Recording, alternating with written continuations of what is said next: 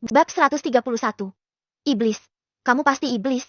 Sesampainya di dalam, Dewi terkejut begitu melihat rumah yang tak asing baginya. Seolah-olah dia sudah pernah ke sini. Bagaimana? Apa kamu sudah tahu rumah siapa ini? Tanya Kuni. Keluarga Jayandaru, ucap Dewi singkat. Mari kita masuk. Ucap Kuni singkat lalu dia berjalan dengan santainya. Sengaja dia menahan mata semua penjaga yang ada di depannya karena dia tak ingin berdebat dengan mereka. Dan tak berselang lama, Kuni tiba di sebuah ruangan yang disinyalir sebagai tempat peristirahatan Nyonya Baibara. Apalagi Kuni juga bisa merasakan kalau Nyonya Baibara sedang istirahat dengan dikelilingi oleh seluruh pasukan harimau merah yang tersisa. Dengan tegasnya, Kuni membuka pintu tersebut tanpa bergetar sama sekali. Seolah-olah nama besar keluarga Jayandaru sudah tak berarti lagi di matanya. Kamu, ucap Nyonya Baibara dengan mata melototnya tak kalah melihat Kuni membuka pintu lalu masuk tanpa permisi. Nyonya Baibara Dimas, aku yakin Anda mungkin sudah mengetahui tentang siapa aku. Ucap Kuni yang langsung duduk di sebuah kursi yang terdekat darinya. Lupakan soal aku. Aku hanya ingin bertanya pada Anda. Apa tujuan Anda mencampuri urusan saya? Ucap Kuni lagi yang membuat Nyonya Baibara sedikit bingung. Apa maksudmu? Aku tidak mengerti urusan apa yang sedang aku campuri ini. Mendengar elakan dari Nyonya Baibara, membuat Kuni sedikit kesal. Meskipun begitu, dia tak menunjukkannya karena dia juga tak ingin mengakui kalau dirinya lah penyebab utama bahan pokok nasional menipis karena sudah dia tebas semuanya. Walaupun Kuni kesal saat ini, tapi dia harus bisa mengendalikan emosinya karena mungkin saja Nyonya Baibara tidak tahu kalau semua ini termasuk dalam rencana Kuni. Kenapa diam? Apakah aku telah berbuat salah dengan membantu mereka? Jika bukan karena keegoisanmu, mungkin situasinya tidak akan seperti ini. Ucap Nyonya Baibara lagi yang kali ini gantian membuat Kuni terkejut. Apa? Apa menurutmu aku tidak tahu apa yang kamu rencanakan? Motifmu terlalu kuno jika ingin menghancurkan negara ini dengan kemiskinan yang mendera. Ingatlah, keluargaku tetap menjadi keluarga nomor 1 di dunia dan tak akan ada yang bisa menandinginya, bahkan oleh keluarga Azul sekaligus. Ucap Nyonya Baibara lagi yang kembali untuk kesekian kalinya membuat Kuni terdiam. Apakah aku dimata-matai? Tidak mungkin. Batin Kuni. Meskipun sedikit terguncang, tapi Kuni berusaha untuk mengendalikan keterkejutannya karena apa yang terjadi sekarang, berbanding terbalik dengan apa yang dia bayangkan. Kun, ucap Dewi yang membuat Kuni kembali tersadar. Hebat, hebat sekali. Sungguh informasi yang sangat akurat sekali. Ucap Kuni setelah berpikir sesaat. Aku tidak tahu Anda tahu dari mana tentang semua rencanaku. Tapi aku akan memberikan kesempatan terakhir pada Anda untuk tidak mencampuri urusanku lagi dan berhenti mencari tahu tentang apa yang aku lakukan. Kalau tidak, aku akan memusnahkan semuanya sampai ke akar-akarnya. Ucap Kuni arogan dan itu mampu membuat pasukan elit harimau merah tersulut. Tanpa aba-aba dari Nyonya Baibara, ke-30 orang yang memakai topeng serta pakaian seperti ninja tiba-tiba keluar dan mengelilingi Kuni. Mereka menganggap jika Kuni adalah manusia biasa karena mereka tidak merasakan aura kekuatan terpancar di tubuh Kuni. Sampah! Ucap Kuni dengan sengaja menghina mereka dan itu mampu membuat mereka lebih tersulut lagi. Yang mulia, ucap pemimpin pasukan elit harimau merah mencoba meminta izin pada Nyonya Baibara. Nyonya Baibara hanya mengangguk sekali dan mereka siap untuk memukul Kuni dari segala arah. Galan, keluarlah. Tapi sayangnya, belum sempat mereka mendekati Kuni. Kuni sudah memanggil Galan dan mengejutkan semuanya termasuk Nyonya Baibara itu sendiri. Semua yang melihat Galan merasa jika mereka sedang bermimpi saat ini. Bahkan ada yang menganggap Galan hanyalah ilusi semata sehingga masih ada yang meremehkan tentang keberadaan Galan. Ketua, ucap salah satu orang yang sepertinya sedang meminta izin untuk menyerang Galan. Tujuan dia menyerang Galan jelas, yaitu untuk membuktikan apakah ini ilusi atau kenyataannya. Kemudian, ketua itu mengangguk pelan dan seketika orang tersebut menyerbu ke arah Galan dengan kekuatan penuh yang dia miliki. Jangan menahan diri Galan. Bunuh kalau perlu. Ucap Kuni tegas dan seketika Galan meraung keras sambil berlari ke arah orang yang sedang menyerangnya. Waraawung raung Galan lalu menebas leher orang tersebut dengan begitu mudahnya dan membuat orang itu mati tanpa melawan dan berteriak. Ini, tidak mungkin. Ucap salah satu orang yang tidak percaya dengan apa yang mereka lihat di depannya. Ketua, teriak lainnya seolah-olah ingin meminta izin pada ketua mereka. Habisi dia, jangan sampai kabur. Ucap ketua pasukan elit harimau merah sambil membuka kuda-kudanya untuk menyerang Galan si Forks. Waraung, waraun. Teriak Galan lalu dia mencabik-cabik semua orang yang ada di depannya. Bahkan setengah dari 30 orang sudah tewas di tangan Galan dan itu membuat Nyonya Baibara sedikit gemetar saat melihat pasukan yang dia banggakan bisa dikalahkan dengan begitu mudahnya. Iblis, kamu pasti iblis. Ucap ketua pasukan elit harimau merah teriak-teriak ke Kuni karena kekuatan yang dimiliki oleh Galan di luar nalar menurutnya. Hahaha, lucu sekali. Bagaimana bisa orang yang lebih kuat darimu kamu juluki sebagai iblis? Bukankah kamu juga iblis di mata orang biasa? Ucap Kuni tegas lalu mengeluarkan aura kekuatannya tanpa menahan diri itu dan mampu membuat seluruh pasukan elit harimau merah tidak bisa bernafas dan pada akhirnya mereka mati secara bersamaan dan hanya meninggalkan 3 orang saja yang tersisa. Ini tidak mungkin. Ucap Nyonya Baibara lalu dia teringat dengan perkataan Rensi Ovi yang mengatakan kalau bisa jangan membuat masalah dengan keluarga Mirza dan keluarganya. Jadi ini maksud dari perkataan Rensi dulu batin Nyonya Baibara meskipun dengan tubuh gemetarnya. Apakah monster itu pengawalnya? Tapi aku merasa jika monster itu sangat lemah dibandingkan dengan kekuatan kepala keluarga Mirza itu sendiri. Atau jangan-jangan, Rensi membohongiku batin Nyonya Baibara saat menyadari semua ini tidak masuk akal. Meskipun begitu, dia tak bisa menyalahkan Rensi karena sebelumnya Rensi sudah mengatakan padanya kalau bisa jangan mencari masalah dengan keluarga Mirza. Nyonya Baibara, di mana kesombonganmu itu? Ucap Kuni memprovokasi Nyonya Baibara. Mendengar ucapan Kuni, Nyonya Baibara sedikit menunduk. Tanpa dibunuh pun, dia sudah tahu ajalnya semakin dekat sehingga dia sudah tak ada ketakutan lagi. Bunuhlah aku. Tapi negara ini tetap tidak akan hancur karena aku sudah mengalihkan seluruh hartaku pada negara ini jika aku mati. Ucap Nyonya Baibara yang masih terlihat sombong itu. Bab 132. Eva frustasi. Hahaha. Nyonya Baibara. Apakah menurut Anda ini akan berhasil? Tidak. Teriak Kuni lalu dia mendekati Dewi. Dia yang akan mewarisi semua kekayaan yang dimiliki oleh keluarga Jayandaru. Ucap Kuni datar. Dan itu mampu membuat Nyonya Baibara terpaku beberapa saat sebelum akhirnya dia bisa berucap lagi. Apa kamu gila? Siapa dia yang bisa mewarisi harta dari mendiang suamiku? Ucap Nyonya Baibara mengejek Kuni. Tanpa basa-basi lagi, Kuni lalu menarik beberapa helai rambut Dewi dan diberikan pada Nyonya Baibara. Anda akan mengetahuinya kalau Anda melakukan tes DNA, atau apakah Anda meragukan mata ini? Ucap Kuni datar sambil mengaktifkan mata dewanya dan itu mampu membuat Nyonya Baibara terkejut lagi. Apalagi selama ini, dia selalu memakai lensa matanya yang terbuat dari intisari burung phoenix yang dibuat oleh Tuan Leo sehingga dia bisa melihat dengan jelas transformasi mata Kuni yang tadinya berwarna hitam kecoklatan. Kini berubah menjadi biru cerah secerah langit di siang hari. Tidak mungkin. Apakah kamu pemilik selanjutnya mata itu? Ucap Nyonya Baibara sedikit gemetar. Dia ingat, suaminya dulu juga memiliki mata yang sama dengan Kuni. Sehingga dia tahu betul kekuatan yang dimiliki oleh mata itu tiada tara di dunia ini. Itu sebabnya suaminya dulu bisa menghasilkan pundi-pundi rupiah dengan cepat dan menjadi manusia terkaya di bumi karena dia memiliki mata dewa ini. Bahkan karena mata dewa ini juga yang membuat hidupnya lebih panjang lagi. Karena hampir setiap malam, Tuan Leo mengobati Nyonya Baibara sampai-sampai tulang dan persendian Nyonya Baibara selalu awet muda sampai sekarang. Meskipun begitu, usia tidak dapat dibohongi karena Tuan Leo yang bisa menyembuhkan segala sumber penyakit bisa meninggal di usianya yang tepat 100 tahun. Bahkan seminggu sebelum beliau wafat, beliau masih sanggup bercinta dengan Ibu Dewi yang bernama Violeta dan membuatnya mengandung keturunan satu-satunya dan itu tidak diketahui oleh Tuan Leo karena beliau meninggal seminggu setelahnya. Sungguh ironi yang harus ditanggung oleh Nyonya Baibara karena beliau tidak memegang teguh peringatan dari Rensi. Entah jalan cerita apa yang akan tersaji. Tapi setidaknya Kuni sudah membuat sesuatu yang jelas di mana Dewi adalah keturunan terakhir dari keluarga Jayandaru dan tak ada yang bisa menyanggahnya. Termasuk Nyonya Baibara itu sendiri. Setelah melihat Nyonya Baibara hanya terpaku, Kuni lalu pergi dari ruangan tersebut dengan memakai cara yang sama saat dirinya menghindar dari Ivanka. Sungguh sangat berguna sekali batin Kuni karena berkat teleportasi ini. Dia bisa menyingkat banyak waktu. Dengar Sayan, tugasmu selanjutnya adalah mengambil seluruh harta keluarga Jayandaru dan mentransfernya di Kinan Group. Dengan begitu, kita akan menjadi keluarga terkaya di dunia menggantikan keluarga Jayandaru. Apa kamu mengerti? Ucap Kuni pada Dewi dan itu membuat Dewi bingung. Kun, apa kamu ingin menjadikanmu seorang perampok di sini? Ucap Dewi dengan gamblangnya. Tidak, kamu tetap istriku. Tapi ini demi kebahagiaan kita kelak sehingga tidak ada cara lain selain merampas harta yang dimiliki oleh ayah biologismu. Jangan khawatir Sayan. Aku tidak akan menggunakan uang itu untukku sendiri. Tapi aku akan membangun negara ini menjadi lebih baik lagi dan ditakuti oleh negara yang lain khususnya Borneo yang selalu mencari gara-gara dengan kita. Terang Kuni lagi dan itu semakin membuat Dewi bingung. Entahlah Kun. Aku ingin pergi saja. Ucap Dewi yang tiba-tiba pergi karena mungkin saja dia tidak terima jika dirinya dimanfaatkan oleh Kuni. Sementara Kuni tidak mencegahnya karena dia masih penasaran bagaimana bisa Nyonya Baibara mengetahui semua jadwalnya dan sangat terperinci lagi. Sehingga Kuni lebih fokus mengetahui apa yang sebenarnya terjadi dan memilih untuk mendiskusikan semuanya pada Eva. Sesampainya di sana, Eva yang sedang mengamati semua yang terjadi langsung terkejut begitu Kuni muncul di belakangnya secara tiba-tiba.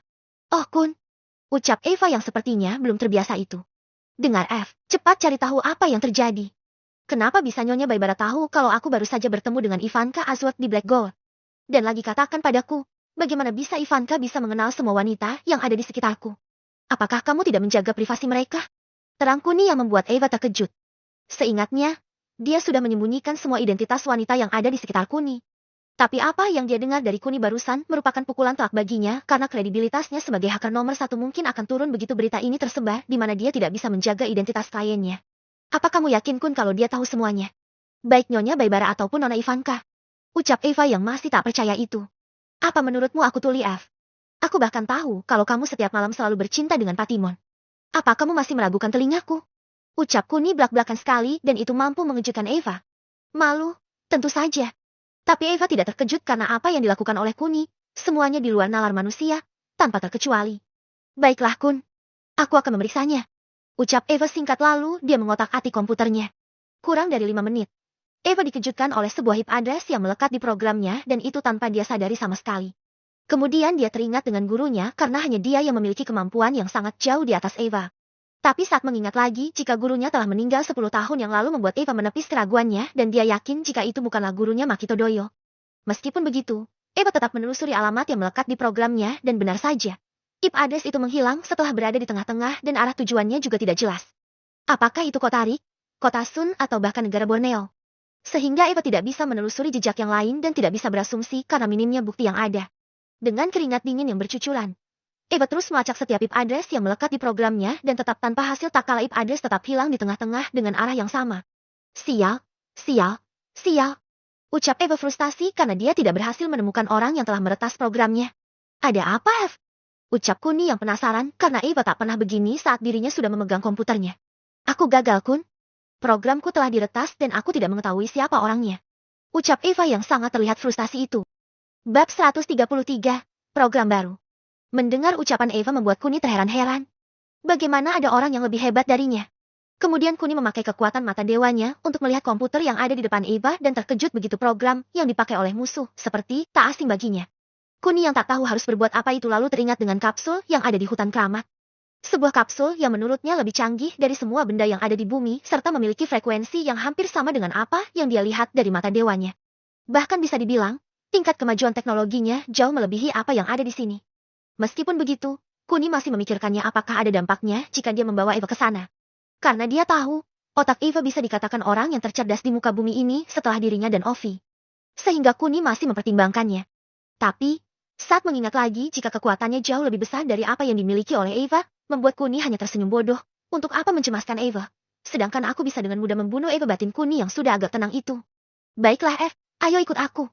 Aku akan menunjukkan padamu sesuatu yang sangat luar biasa. Terang Kuni lalu membuka pintu teleportasinya. Mau kemana Kun? Ucap Eva yang sudah terlihat lesu itu. Jangan banyak tanya. Aku yakin kamu pasti suka. Ayo masuk. Ucap Kuni lagi. Setelah itu Kuni masuk dan langsung duduk di kursi yang ada di dalam kapsul.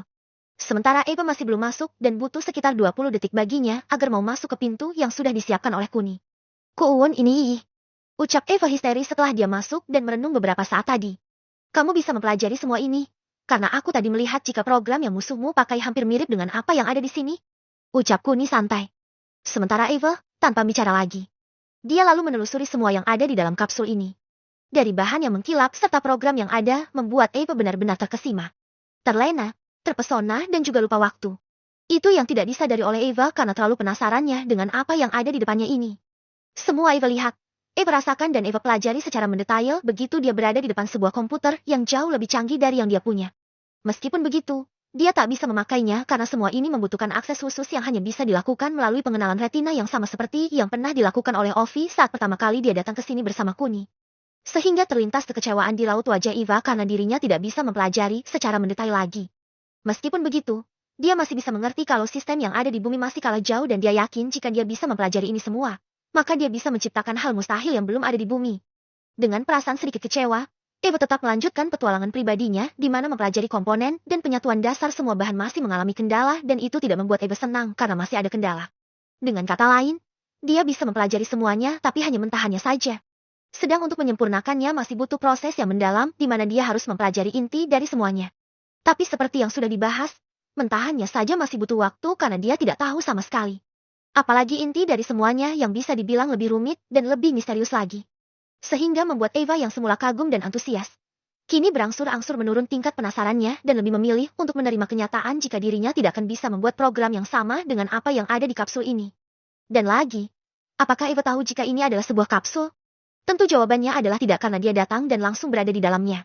Bahkan sampai saat ini, Kuni tidak menjelaskan apapun pada Eva dan bisa dibilang perjalanannya kali ini sama saja dengan nihil. Ada apa, F? Kenapa wajahmu tiba-tiba murung begini? Ucap Kuni ketika tanpa sengaja melihat wajah Eva. Apa yang bisa kita pelajari, Kun? Bahkan aku tidak tahu apapun tentang semuanya. Dan ini pesawat atau apa karena aku tidak bisa mengaksesnya. Terang Eva berterus terang pada Kuni. Mendengar keluhan Eva, Kuni lalu mendekatinya sambil mengamati semua yang ada di dalam sini. Dari bahan partikel kapsul yang terbuat dari titanium dan baja. Dan memiliki sistem terumit yang pernah Kuni lihat di mana ada beribu-ribu kabel di dalamnya dan juga penggerak-penggerak yang jumlahnya sekitar 100 buah dengan bentuk yang kecil sekali serta sebuah panel komputer yang menurut Kuni sudah 2 kali ini dia melihatnya dengan bentuk yang sangat jauh berbeda dengan apa yang ada di bumi. Setelah mengamati sekilas, Kuni lalu maju di sebuah panel komputer dan memakai retinanya untuk mengakses karena itu yang dijelaskan oleh mata dewanya. Meskipun begitu, memakai retina milik Kuni tidak berhasil karena sistem yang ada dikhususkan untuk retina yang dimiliki oleh Ovi sehingga Kuni juga mengalami kebuntuan. Mungkin kamu benar, F. Tak ada yang bisa kita pelajari di sini. Ucap Kuni lalu duduk di depan komputernya. Tak berselang lama, panel tersebut seperti merespon keberadaan Kuni di kursinya dengan wajah menghadap ke arah kamera yang lain dan itu mengejutkan Kuni serta Eva karena ruangan yang semula redup langsung bersinar dengan cahaya terang di setiap sudutnya. Bahkan layar komputer menulis sesuatu seperti menyapa pada Kuni dengan tulisan bahasa Sraya yang hanya bisa dia baca seorang diri. Selamat datang Yang Mulia Raja Mirza, keempat tulisnya di layar dan itu mengejutkan Kuni karena dulu dia tidak mengetahuinya kalau dia bisa mengakses kapsul ini. Kun, apa ini? Bagaimana ini semua bisa terjadi? Ucap Eva yang justru lebih terpikat pada lampu kelap-kelip yang menyinari ruangan tersebut. Apa yang kamu kagumkan, Af? Apa kamu tidak ingin mempelajari ini? Ucap Kuni santai sambil terus memainkan komputernya. Sementara Eva yang melihat layar di depannya lebih terkejut lagi karena apa yang ada di depan layarnya adalah sebuah program yang dia cari. Meskipun tulisannya tidak dia ketahui, tapi frekuensi nomor yang tertera dia tahu betul jika itu adalah IP address yang belum pernah dia lihat sebelumnya. Kun ini? Ucap Eva sambil berbinar itu karena apa yang dilakukan oleh Kuni adalah sebuah pencapaian yang sangat signifikan. Bab 134. Hanya berdua saja. Apa tidak ada yang ingin kamu ketahui? Apakah kamu sudah mengingat semua ini? Ucap Kuni sambil terus melihat algoritma-algoritma yang ada di depan layarnya. Bagaimana aku bisa mengingatnya, Kun? Aku butuh laptopku untuk menyalin semua ini. Ucap Eva lebih bersemangat lagi. Baiklah, aku tunggu di sini dan cepat ambil apa yang kamu butuhkan. Ucap Kuni datar lalu dia membuka pintu teleportasi yang terhubung dengan ruangan Eva. Tanpa basa-basi lagi, Eva masuk dan kembali setelah beberapa detik dengan membawa sebuah laptop kesayangannya. Kemudian dia menghubungkan laptopnya dengan perangkat yang ada di depannya dan dengan cepat. Eva mengunduhnya dibantu oleh Kuni, meskipun dia tidak tahu dengan bahasanya. Lama? Tentu saja lama. Bahkan tak terasa sudah 2 jam, tapi panel masih menunjukkan 20% di mana masih membutuhkan 80% lagi untuk bisa mencapai 100%. Meskipun begitu, Eva tetap sabar menunggunya karena ini adalah sebuah harta karun bagi Eva. Tak ada yang lebih gila selain menemukan program baru dengan tingkat kecanggihan yang sangat luar biasa ini di mana hal ini selalu Eva dan sebagian ahli IT lainnya cari untuk bisa menjadikannya seseorang yang berpengaruh di bumi dengan penemuan-penemuan menakjubkannya. Sambil menunggu, Eva juga sambil mempelajarinya meskipun dia tidak tahu cara membacanya. Tapi ini bisa menjadi tantangan tersendiri baginya dan dia harus memecahkannya sendiri. Terima kasih, Kun. Jika bukan karena kamu, mungkin kita tidak akan mendapat hasil yang memuaskan seperti ini. Ucap Eva yang sangat antusias sekali itu. Tidak masalah, F. Yang penting sekarang buatlah Kinan Group menjadi lebih besar lagi dan kalau bisa menguasai seluruh dunia ini. Ucap Kuni ambisius sekali dan mendapat anggukan dari Eva. Sementara Kuni dan Eva sedang menunggu hasil pengunduhannya di negara tirai bambu. Zaipeng yang baru sampai di negaranya langsung menceritakan apa yang telah dialaminya, di mana dia bercerita dengan sedikit ketakutan saat membayangkan kekuatan yang dimiliki oleh kepala keluarga Mirza, baik Kuni Mirza. Terkejut, tentu saja. Tapi presiden mereka Zai Shenghua justru menganggap ini hanyalah bualan Zaipeng saja karena mereka menganggap Zaipeng takut dihukum karena tidak bisa menyelesaikan tugas dengan baik.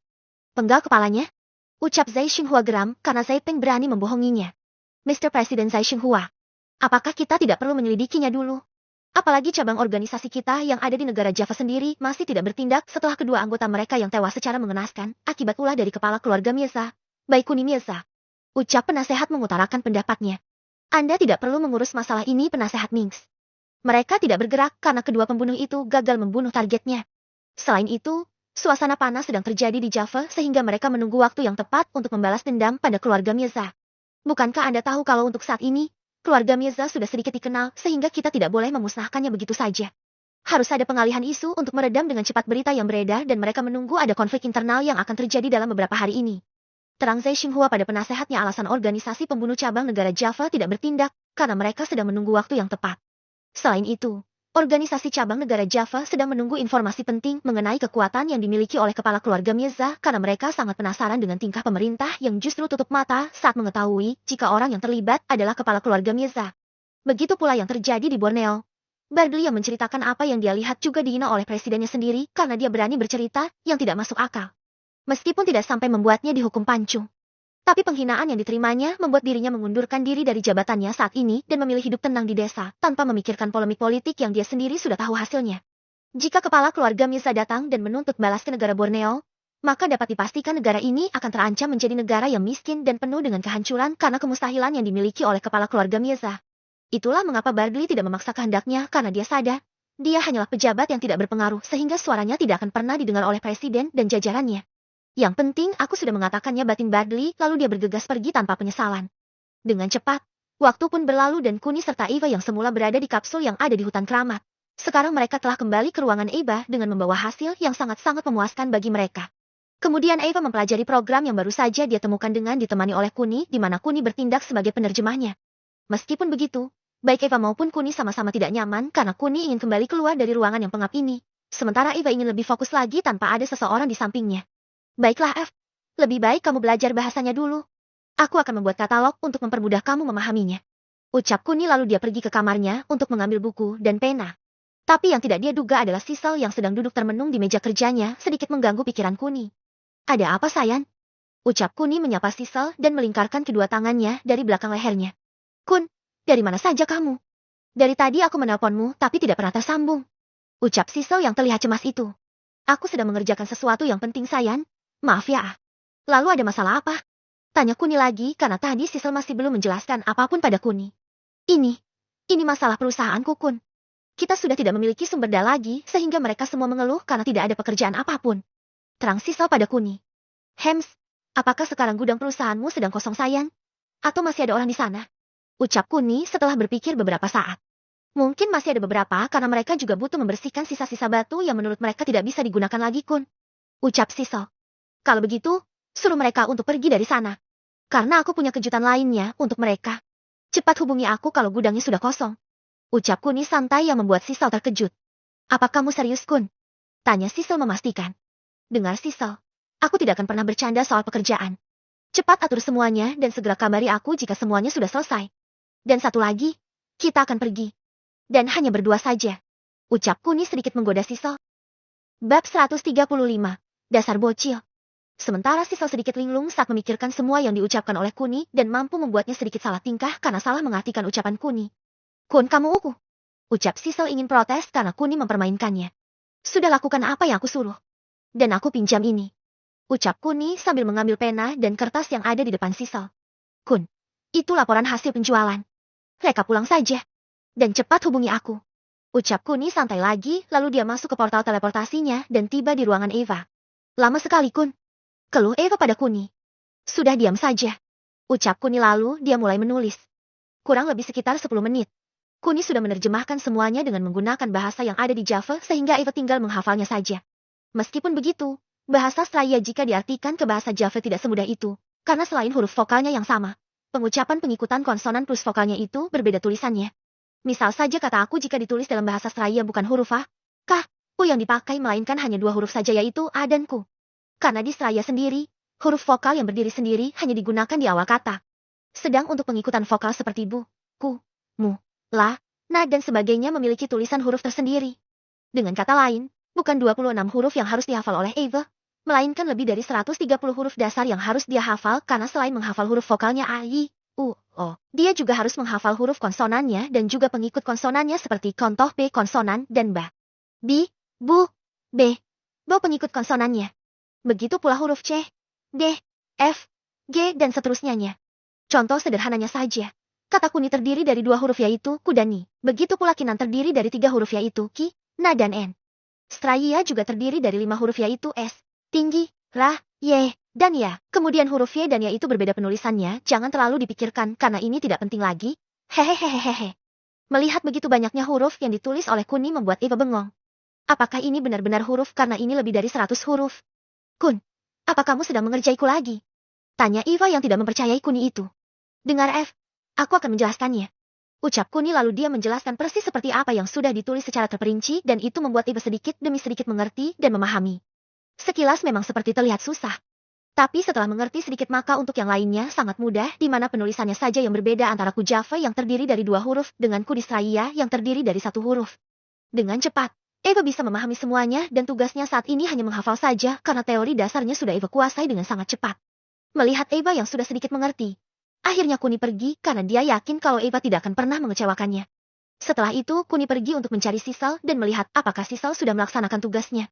Sementara di kota Sun, Nyonya Baibara masih saja termenung begitu dia melihat hasil yang dia dapat di mana 99,99% hasil tes DNA mengatakan kalau Dewi darah daging dari mendiang suaminya, Tuan Leo Hadi Jayandaru. Itu berarti secara hukum, Dewi memang berhak atas semua yang dimiliki oleh keluarga Jayandaru. Bagaimana menurutmu Makito? Apakah kita harus menyerahkan seluruh harta kita pada anak ini atau tetap pada negara ini? Ucap Nyonya Baibara yang memiliki sikap berbeda itu dibanding dengan sikapnya di masa lalu. Jika di masa lalu dia sangat senang bisa menemukan keturunan terakhir dari mendiang suaminya, sedangkan sekarang ekspresinya tak terkejut sekali. Mungkin karena dia kehilangan orang-orang yang mensupportnya sehingga daya hidupnya untuk saat ini tidak ada gairah lagi. Maafkan aku Nyonya. Aku tidak bisa memberi saran yang tepat untuk Anda. Ucap Makito berterus terang. Terus, bagaimana dengan tuan muda keluarga Mirza? Apakah dia sudah melakukan sesuatu? Tanya Nyonya Baibara lagi. Sejauh ini, tidak ada yang mencolok baginya. Tapi saya punya kabar buruk Nyonya. Ucap Makito sedikit lirih. Kabar buruk? Kabar buruk apa? Ini mengenai penyadapan yang aku lakukan. Sepertinya murid kesayanganku sudah menyadarinya. Terang Makito. Apa dia sudah mengetahui tentang keberadaan kita yang menyadapnya? Ucap Nyonya Baibara. Hahaha, masih butuh 100 tahun baginya untuk bisa mengetahui kalau aku yang melakukannya Nyonya. Ucap Makito percaya diri sekali. Baiklah, lakukan tugasmu dengan baik. Aku tidak ingin usahaku ini sia-sia. Baik Nyonya. Apa ini berarti Anda tetap tidak ingin berpihak pada keluarga Mirza dan tetap mempertaruhkan keberuntungan Anda pada Jasnan? Tanya Makito yang sedikit penasaran itu. Untuk itu, masih aku pikir ulang. Aku sudah tak ada keinginan untuk mencapai tujuan apapun dalam dunia ini. Masaku sudah berakhir untuk bisa mengendalikan negara ini lagi. Terang Nyonya Baibara yang membuat Makito mengerti jika Nyonya Baibara saat ini sedang bimbang. Dengan rasa haus akan tantangan, Makito tahu jalan mana yang harus dia lalui untuk bisa memuaskan keinginannya. Itu sebabnya Makito hanya tersenyum saat mendengar ucapan Nyonya Baibara yang tak bisa memutuskan itu sehingga dia berlalu dengan rencananya sendiri. Sim kembali ke Kuni. Setelah beberapa saat, Kuni akhirnya mendapat pesan dari Sisal kalau semuanya sudah beres dan itu membuat Kuni senang. Dengan perasaan senangnya, Kuni lalu menemui Sisal yang sedang berada di gudang kantornya seorang diri. Apa ini yang kau mau Kun? Ucap Sisal saat melihat Kuni. Oh tidak, yang aku mau adalah ini. Ucap Kuni lalu mencium Sisal secara tiba-tiba dan itu mampu membuat Sisal terkejut bukan main. Kun kamu? Ucap Sisal ketika dia dengan sengaja mendorong Kuni. Dasar bocil gerutu Kuni lalu membuka pintu portal teleportasinya. Kamu, ucap Sisal yang semakin marah itu karena selain dicium secara mendadak, dia juga dihina bocil oleh Kuni. Sudah hentikan drama mucil. Aku tadi hanya latihan saja karena nanti aku akan sering menciummu. Ucap Kuni yang semakin menggoda Sisal. Jangan harap. Ucap Sisal yang ngambek itu. Aku berani taruhan kalau kamu yang akan meminta cium padaku, ucap Kuni lalu dia menarik Sisal dan pada akhirnya mereka masuk ke pintu teleportasinya. Bab 136. Kejutan untuk Sisal. Tahan nafasmu dan mari kita masuk, ucap Kuni lalu menarik Sisal. Betapa terkejutnya Sisal ketika tempat yang dituju oleh Kuni adalah dasar bawah laut. Seperti orang yang tenggelam dan tak kuat menahan tekanan, membuat Sisal langsung kehilangan nafasnya karena dia tak menyangka jika Kuni membawanya ke dasar laut. Dengan rasa sesaknya, Sisal yang baru tiba beberapa detik itu langsung menarik-narik lengan Kuni dan membuat Kuni menoleh padanya untuk mencari tahu. Melihat Sisal yang susah mengendalikan tubuhnya itu membuat Kuni kasihan padanya, sehingga sedetik kemudian, dia mencium Sisal sambil menyelimutinya dengan kekuatan ruang hampa yang dimilikinya dan membuat Sisal biasa berdiri tegak dan bernafas normal seperti dirinya. Bedanya hanya pada pakaian, di mana pakaian Kuni kering, sedang pakaian Sisal basah karena sejak awal Kuni tidak melindungi Sisal dan membuatnya kedinginan. Kamu gila Kun? Ucap Sisal sambil menyilangkan kedua tangannya di depan dadanya. Seperti yang aku bilang, kamu pasti akan meminta cium padaku. Apakah aku menang taruhan Sayan? Ucap Kuni yang masih saja menggoda Sisal. Iya tapi... Ucap Sisal terhenti karena dia baru sadar kalau dirinya sedang berada di bawah laut. Dengan berdiri tegak dan bisa bernafas secara normal maupun berbicara secara normal juga. Ada apa Sayan? Apa kamu heran bisa seperti ini? Ucap Kuni yang tanpa sengaja membuat Sisal semakin marah. Sisal yang awalnya terkejut. Tiba-tiba dia marah ketika mengingat jika Kuni bisa melakukan hal semacam ini. Kun kamu brengsek. Kenapa tidak kamu lakukan sejak awal kalau kamu bisa melakukan seperti ini? Lihatlah bajuku basah semua. Teriak Sisal di dasar laut. Sementara Kuni hanya tersenyum karena dia memang berniat untuk mengerjai Sisal. Meskipun begitu, rasa iba menyelimuti hati Kuni saat melihat Sisal gemetar karena kedinginan, sehingga membuatnya harus melakukan sesuatu agar Sisal tidak kedinginan lagi. Maafkan aku sayang, aku hanya ingin bercanda denganmu. Ucap Kuni lalu dia memeluk Sisal sambil mengeringkan baju yang dikenakan oleh Sisal menggunakan kekuatannya. Sejuk dan juga hangat bercampur menjadi satu di mana lambat laut. Baju Sisal mengering seperti sedia kala dan membuat dia sudah tidak kedinginan lagi. Meskipun begitu, entah apa yang terjadi. Karena sesaat setelah Kuni mengeringkannya, Sisal tidak ingin melepas pelukannya dari Kuni. Jika ini fobia, itu tidak mungkin karena tadi Sisal bersikap biasa. Tapi jika ini adalah kesempatan yang tak ingin Sisal lepaskan, maka tindakan Sisal adalah tindakan yang tepat karena di dasar laut ini, hanya ada mereka berdua dan juga ikan-ikan yang berenang di luar dinding yang lindungi oleh kekuatan milik Kuni. Sisal, ucap Kuni lirih ketika dia mencoba melepas pelukannya tapi ditahan oleh Sisal. Biarkan sebentar Kun. Biarkan aku merasakan kehangatan ini. Ucap Sisal yang sedikit menahan kesedihannya itu. Oh baiklah, tapi apa kamu tidak ingin melihat semua pemandangan ini? Lihatlah ini. Bukankah ini keindahan yang tidak mungkin bisa dilihat oleh sebagian orang? Ucap Kuni mencoba memberitahu Sisal. Namun apa yang terjadi selanjutnya adalah Sisal seperti orang kebingungan di mana dia lupa jika dirinya sedang berada di dasar laut. Dengan kekagumannya, dia berjalan perlahan sambil melihat keindahan yang terpampang di depannya. Apa ini? Indah sekali. Gumam Sisal lirih. Sementara Kuni hanya diam di belakang Sisal karena dia ingin membuat Sisal menikmati keindahan bawah dasar laut yang sangat menakjubkan ini. Kun, apakah aku bisa melihatnya setiap hari? Ucap Sisal lagi sambil sesekali tangannya keluar untuk menyentuh ikan yang ada di sekitarnya. Kapanpun kamu mau, aku akan mengabulkannya. Bagaimana? Apa kamu suka? Ucap Kuni mencoba merayu Sisal. Suka? Tidak Kun. Aku sangat menyukainya. Bukankah ini sangat indah Kun? Sanjung Sisal tiada henti itu. Baiklah sayang, lihatlah ke arah sini. Aku akan mengambil gambarmu. Ucap Kuni sambil mencoba memotret Sisal. Tidak Kun. Aku ingin berfoto denganmu. Ucap Sisal yang secara tiba-tiba menarik Kuni. Setelah itu, mereka bersenang-senang dengan menikmati keindahan di depannya. Di mana Sisal yang sangat menikmati itu seperti lupa dengan kejutan yang akan diberikan oleh Kuni. Segala jenis ikan estetik dan sangat cerah dipandang ini membuat Sisal benar-benar terlena. Bahkan apa yang dia rasakan saat ini jauh lebih indah ketimbang wahana air yang menyajikan panorama yang sama. Sementara Kuni hanya melihat sekitar karena dia tak lupa dengan tujuannya yaitu menemukan harta karun dan batu zamrud mentah yang terdapat di peti kotak besar. Kun, lihatlah itu. Bukankah itu hiu? Ucap Sisal sedikit takut. Hahaha, itu anak paus sayang. Lihatlah sebelahnya lagi segerombolan ikan paus. Terang Kuni karena dia memahami jika penglihatan Sisal tidak sebagus miliknya yang bisa melihat 5 kilometer ke depan dengan sangat jernih. Apa kamu masih ingin bermain-main sayang? Ucap Kuni yang memeluk Sisal dari belakang. Terima kasih Kun. Ini pertama kalinya aku melihat pemandangan sebagus ini. Ucap Sisal yang menggenggam erat lengan Kuni. Ini belum seberapa sayang. Apa kamu ingin melihat kejutan yang aku maksud? Ucap Kuni yang membuat Sisal semakin penasaran. Kejutan? Iya, kejutan. Jangan bilang kamu melupakannya. Ucap Kuni yang mendapat cengiran dari Sisal karena dia benar-benar lupa. Baiklah, ayo ikut aku. Kita akan mengambil harta karun. Ucap Kuni lalu dia berjalan diikuti oleh Sisal. Setelah sekitar beberapa puluh meter, Kuni yang berjalan santai itu lalu ditarik lengannya oleh Sisal dan membuatnya sedikit terkejut. Ada apa sayang? Ucap Kuni lembut sekali. Lihat Kun. Tunjuk Sisal pada segerombolan lobster yang besar serta kepiting laut yang besar-besar juga.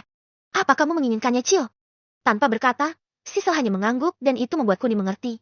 Setelah itu, Kuni memakai kekuatannya untuk menangkap ratusan lobster dan juga ratusan kepiting laut besar-besar dan itu semakin membuat mata Sisal berbinar. Apakah segini cukup sayang? Ucap Kuni. Lebih dari cukup Kun. Terima kasih ya. Ucap Sisal lalu dia mencium Kuni tanpa sadar. Hal ini lebih mengejutkan lagi saat dirinya baru menyadari kalau betapa agresifnya tadi. Sementara Kuni lagi-lagi hanya tersenyum karena dia menang lagi di mana tanpa diminta pun. Sisal tetap menciumnya atas inisiatifnya sendiri. Setelah itu mereka tertawa bersama-sama karena perasaan mereka yang mulai terbuka satu sama lain dan pada akhirnya mereka melanjutkan perjalanan yang kurang beberapa meter lagi. Bab 137, Terpesona Batu Zamrud. Setelah berjalan sekitar puluhan langkah, Kuni tiba-tiba berhenti karena tujuannya sudah ada di depan matanya. Lihatlah sayang, itu adalah kejutannya. Ucap Kuni sambil menunjuk sebuah kotak besar yang panjangnya mencapai 2 meter dengan tinggi 1,5 meter dan memiliki lebar sekitar 1 meter. Sementara Sisal terpaku begitu melihat kotak besar di depannya dan membuatnya mengerti kalau itu pasti harta karun. Apa itu harta karun Kun? Tanya Sisal sambil mendekatinya. Bisa kita anggap begitu? Ucap Kuni lalu melanjutkan langkahnya sampai benar-benar tiba di depan kotak besar tersebut. Sekarang, aku tinggal mengirimnya ke gudang dan kita akan mengetahui isinya. Ucap Kuni lalu dia membuka pintu portal teleportasinya. Kemudian Kuni mendorongnya masuk ke pintu teleportasinya bersamaan dengan lobster dan kepiting yang dia bawa. Selain itu, Kuni juga mencari remis terbesar untuk dibawanya juga karena dia ingat jika Mona sangat menyukai remis yang besar. Setelah itu, Kuni dan Sisel kembali setelah mendapat apa yang mereka inginkan. Dan kali ini Sisel benar-benar takjub karena apa yang dia lihat selama ini adalah nyata. Bagaimana Sayan? Apa kamu sudah puas sekarang? Tanya Kuni lagi. Ini luar biasa Kun. Ucap Sisel sambil memeluk Kuni. Lebih baik sekarang. Suruh mereka datang ke sini.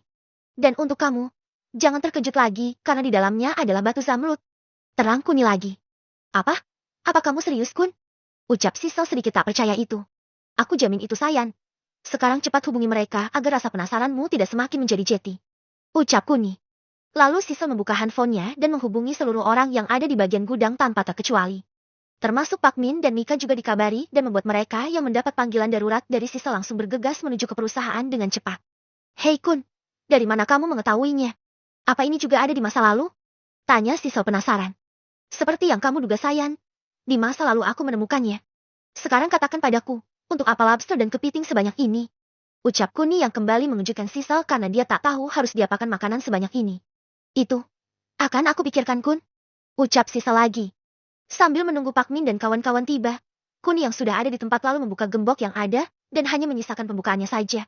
Selain itu, dia juga menali rapi semua lobster dan kepiting yang dia tangkap agar nantinya tidak berserakan kemana-mana. Oh Kun saya tahu. Ucap Sisel secara tiba-tiba itu lalu dia memainkan handphonenya untuk menghubungi seseorang. Setelah beberapa menit, Pak Min dan yang lainnya tiba dengan perasaan yang sedikit gugup karena tidak biasanya Sisel memanggil mereka sore menjelang malam itu. Nona Sisel? Sapa Pak Min. Pak Min.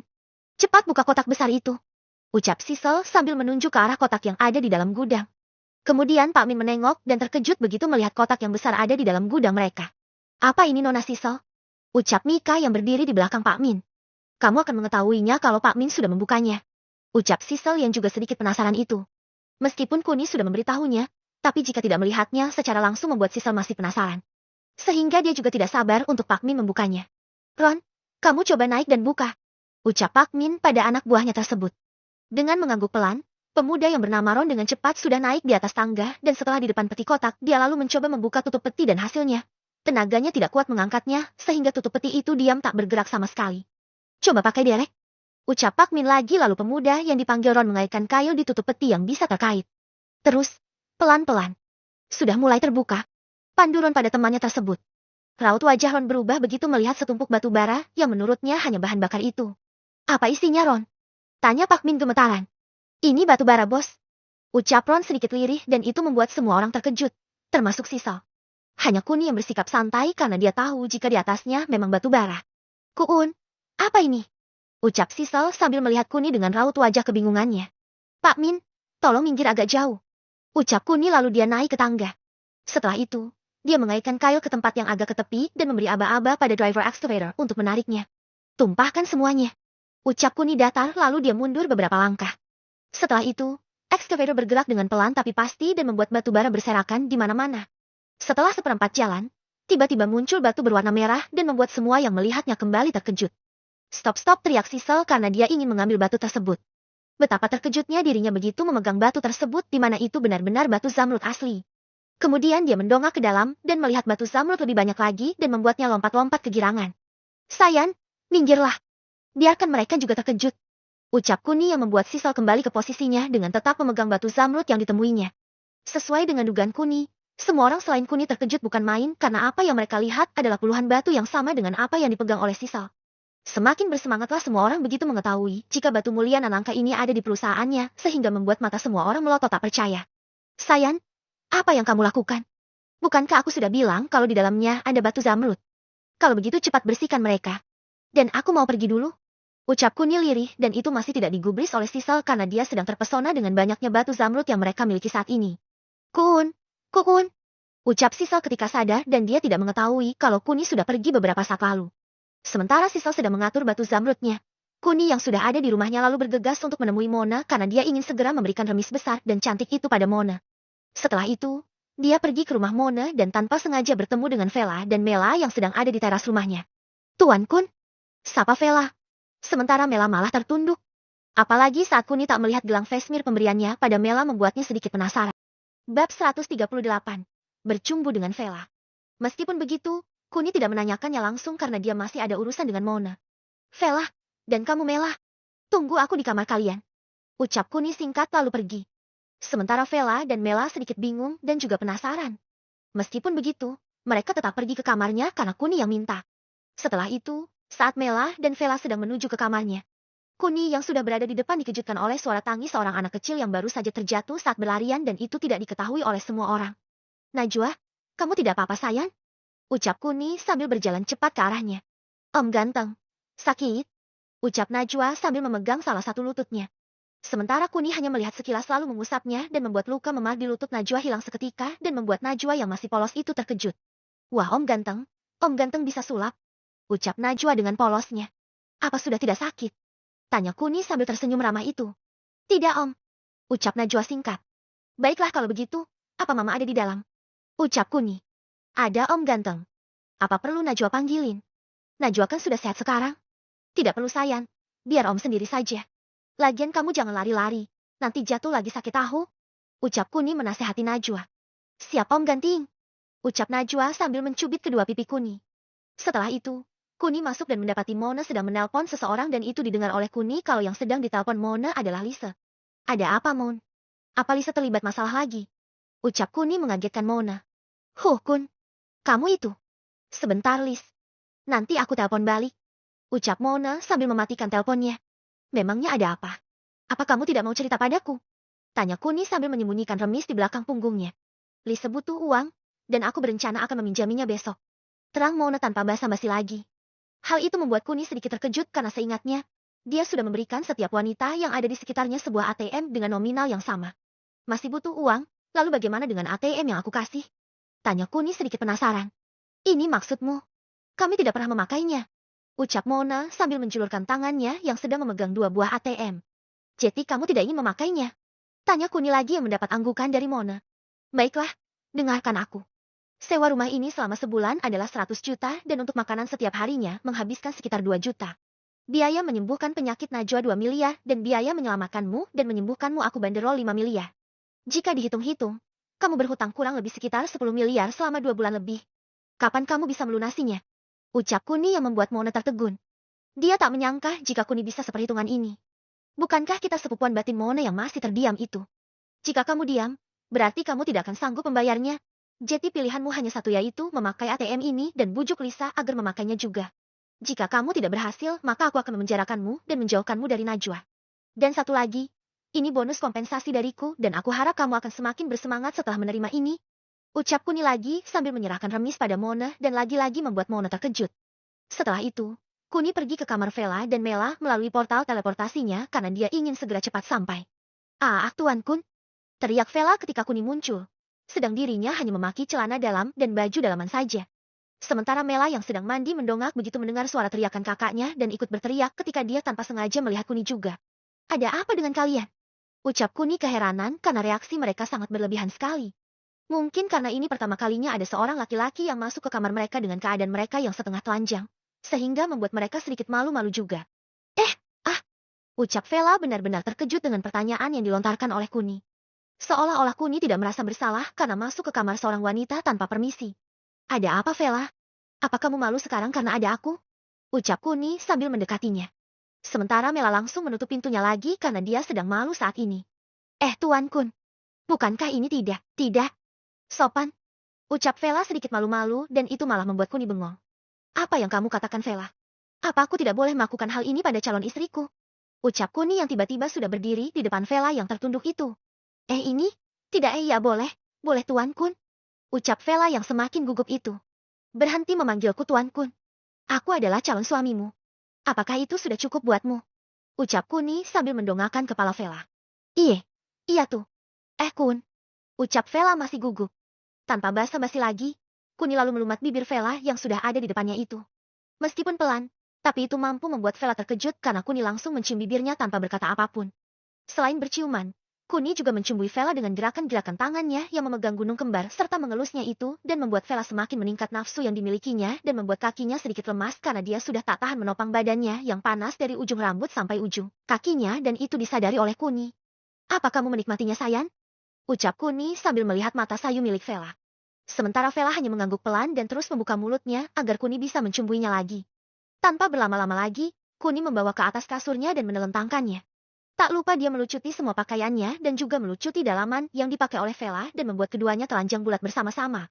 Setelah itu, Kuni lalu naik di atas badan Vela dengan gairah yang sama di mana dirinya sedikit melupakan rencananya untuk bisa menikmati dan memuaskan Vela yang ada di bawahnya ini. Apa kamu siap sayang? Ucap Kuni singkat sambil mencumbuhi Vela dengan keahliannya yang sudah terasa dengan sangat baik itu.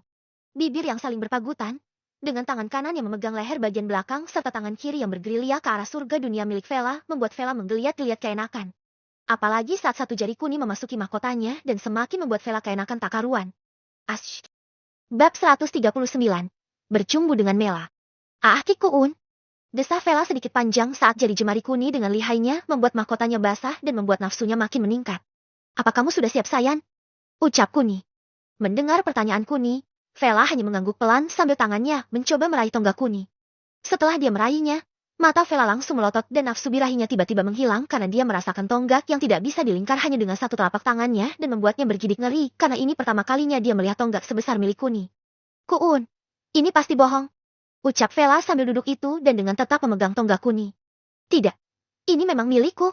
Ucap Kuni datar lalu mencumbui Vela lagi. Kali ini, Kuni mencumbuinya dengan sedikit liar dan itu mampu membuat Vela kelabakan seperti tidak bisa mengimbangi permainan yang Kuni lakukan.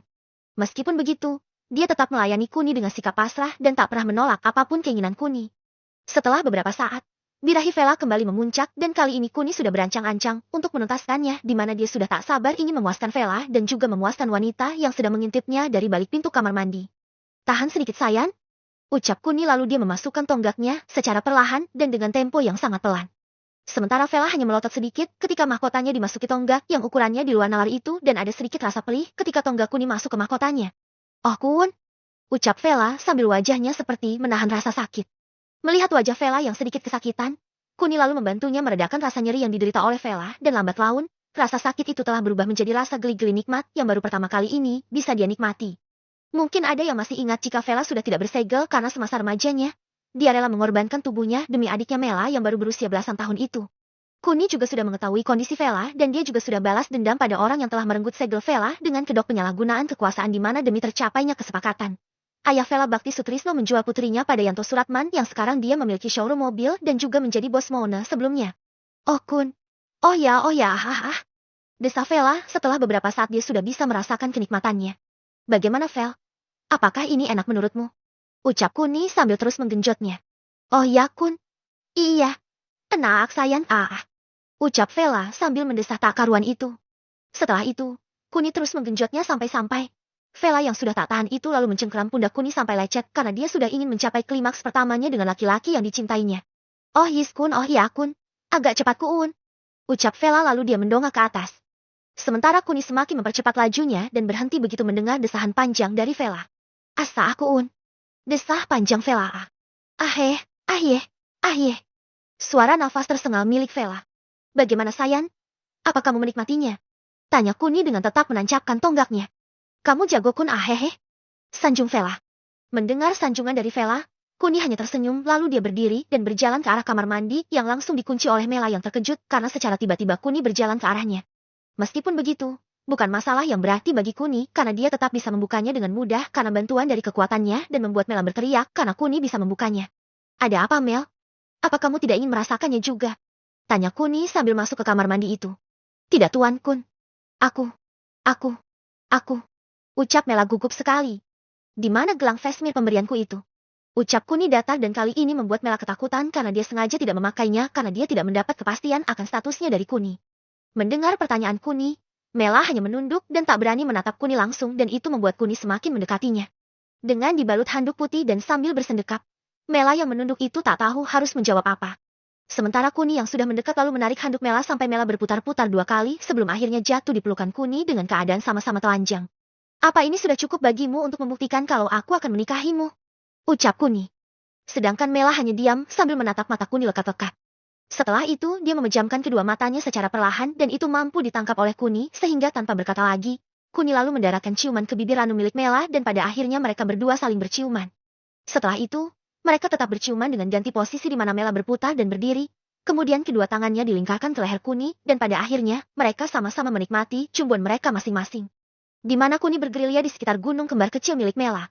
Sedang Mela yang sudah melihat tonggak Kuni dan penasaran itu lalu memegangnya dengan kedua tangannya dan itu membuatnya sedikit tak percaya jika tonggak Kuni benar-benar besar dan panjang.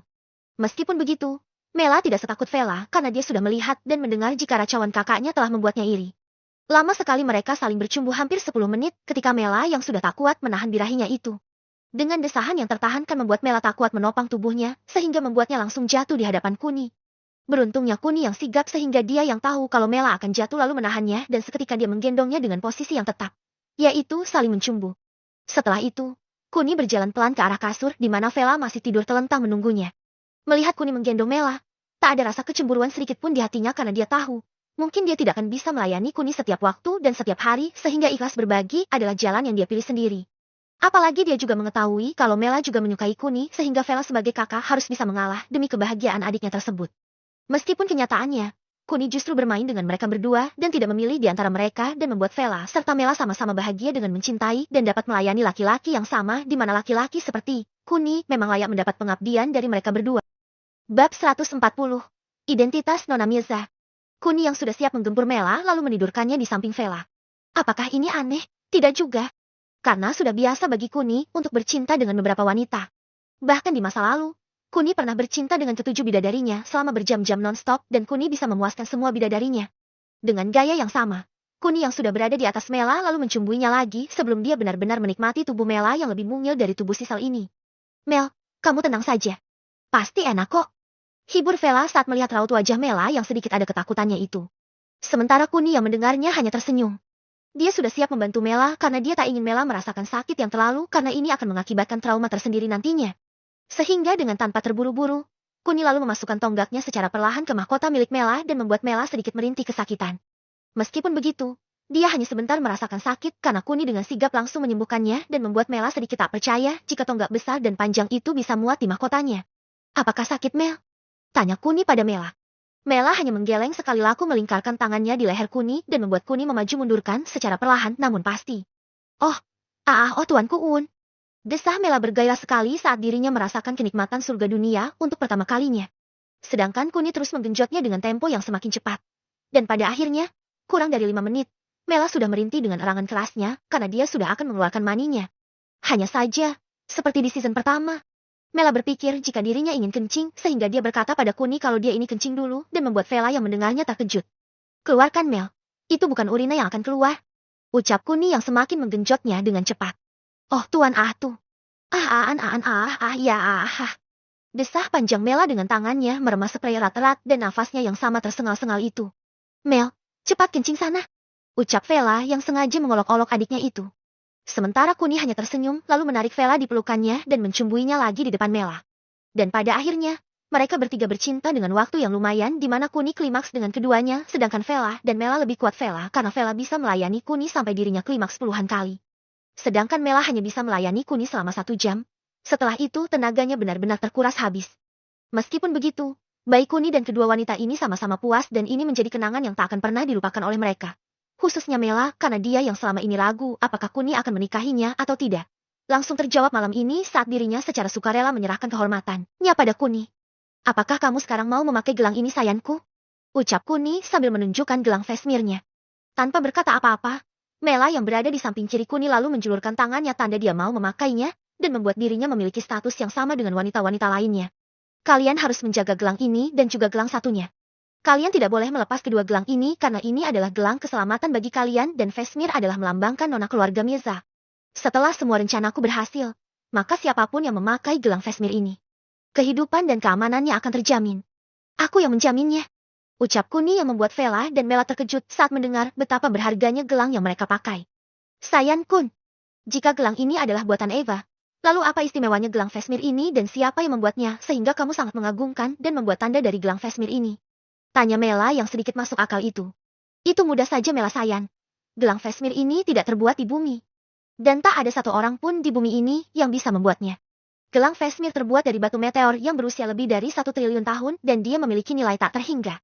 Lihatlah warna langit ini, pedagang itu bilang kalau ini menunjukkan kondisi langit saat ini, dan aku berencana akan pergi ke sana setelah rencanaku selesai. Apa kalian mengerti? Terang Kuni yang membuat Vela serta Mela semakin bingung dengan ucapan Kuni.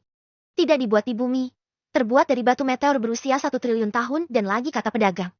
Semua itu adalah kata-kata yang ada di bumi. Tapi Sayan Kun, aku sejujurnya semakin bingung saat mendengarnya karena kata tidak dibuat di bumi dan kata pedagang bukankah itu kata yang berlawanan arah? Jika tidak dibuat di bumi, lalu dibuat di mana? Dan pedagang. Aku tahu di seluruh dunia pasti ada pedagang. Terang Mela yang masih ngotot ingin mengetahuinya. Hei Mel, hentikan ucapanmu itu. Bukankah tugas kita hanya melayani Kuni dan tidak sepantasnya kita bertanya dengan aturan yang dia pakai pada kita? Ucap Vela karena dia sudah tak tahan dengan keingintahuan yang ditunjukkan oleh adiknya Mela. Dengar Vela Sayan, pertama ini bukan aturan. Kalian bebas melakukan apa yang kalian inginkan. Dan yang kedua, aku melakukan ini untuk melindungi kalian dan aku tidak akan sanggup jika harus kehilangan kalian lagi. Dan satu lagi Mel, aku mungkin tidak bisa menjawab pertanyaanmu dengan jawaban yang memuaskan hatimu. Tapi dengarkan aku sekali saja. Gelang Vesmir ini sudah dicari orang dengan harga 200 kuadriliun rupiah. Ingat ya, 200 kuadriliun. Ucap Kuni penuh penekanan dan membuat kedua wanita itu saling pandang karena terkejut. Kun, apa kamu yakin harganya 200 kuat? Kuat. Kuadriliun. Ucap Vela yang terlihat gugup sekali itu. Iya aku yakin Sayan. Ucap Kuni dengan lembut. Yan Kun, tolong lepas gelang Vesmir ini. Ucap Mela yang sepertinya tidak ingin memakai gelang yang harganya selangit itu. Untuk apa Sayan? Meskipun harganya sangat mahal. Tapi keselamatan kalian lebih mahal dari gelang ini. Dan tujuanku hanya untuk melindungi kalian. Lebih baik sekarang kita tidur saja. Ucap Kuni yang kemudian mereka bertiga tidur bersama dalam satu ranjang. Sementara Kuni tertidur, di negara Black Gold. Ivanka Azur merasa geram begitu mendengar kalau tidak ada perkembangan mengenai gelang Vesmir yang sedang dia cari. Apalagi waktu yang kurang dari 8 jam lagi sehingga membuat Ivanka lebih cemas lagi. Bab 140